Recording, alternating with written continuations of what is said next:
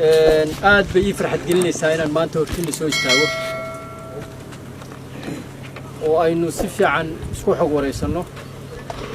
aan arko waxa ay ku sugan tihiin iyadoo aan awalba hayay warbixinadiina joogtada ah iyo qaabka aad tihiin iyo sida aad maartay u nooshiin inta baan ogaa haddana farxad waxay ii samaynaysaa inaan soo dul istaago marxaladda ku jirta xaqiiqdii ammaantiinnu waa iga badatay ammaantuna iskama imaan intee ciidan baa jira intee urur baa jirta intee guutaa jirta soomaalidu kulli waa iswada xan ogta qof waliba iyo ciidan walba oo meel jooga waxa uu yahay waa la yaqaanaa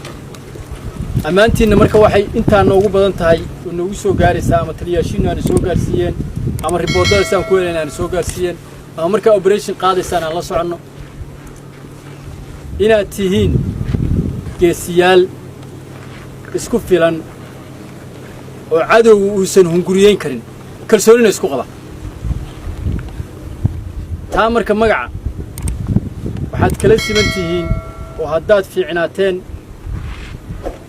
oo aad geesiyaashii qaranka tihiin oo dalkiian aan hadda joogno aan nabadda ku marayno dadkii soo horseeday in nabad lagu joogo aad tihiin ammaantaa ciidanka xoogga dalka o dhan bay ka dhaxaysa haddii aad xumaan lahaydeenna waxaa ku xumaateen ciidanka xoogga dalka o dhan bay ka dhaxayn lahayd marka halkii qof oo ciidanka xoogga dalka ah meesha uu joogo waxa uu yahay waa la wadaagayaa la odhan mayo waa hebel la odhan mayo waa reer hebel yuu ahaa waa ciidan military maxay ka tirsan yahay ururka 49aad muxuu sameeyey waxa uu sameeyey waa military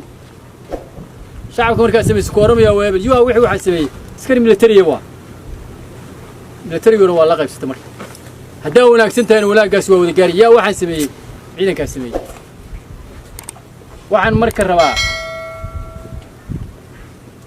inaad howlaha aad haysaan oo ciidannimada ah oo dal jacaylka ah oo geesinimada ku jirto oo halkaa intaad ka lugaysaan 70 kilomitir aad ugu tagaysaan cadowga oo waxaan la ilaawi karin taariikhduna xusayso anigoo og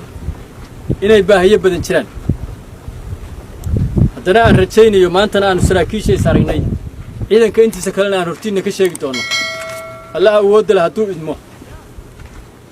inaad heli doontaan agabka idinka maqan ee aad ku howlgelaysaan haddii allah awoodda leh